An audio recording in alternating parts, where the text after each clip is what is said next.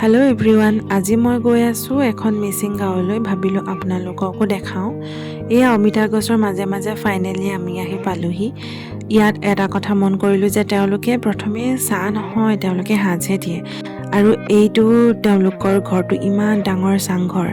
তাৰপিছত আমিবোৰ ওলালোঁ গাঁওখন ফুৰিবলৈ বুলি। এনেকৈয়ে গাহৰি, অমিতা এইবিলাক চাই মেলি আমি বেলেগ এঘৰ মিচিং মানুহৰ ঘৰ পালোহি। লগে লগে তেওঁলোকৰ আইতাগৰাকীয়ে সাজ চাকিবলৈ গ'ল। ময়ো বোলো মৰম লগা আইতাজনীক ভিডিঅ' এটা কৰি থওঁ। আৰু এয়া খুৱাই খাই আছে আৰু বাকী আমিবিলাকে চাহ খালোঁ। এনেকৈয়ে গাঁওখন ফুৰি আমি চবেই বহিলোঁ চাংঘৰত ভাত খাবলৈ বুলি।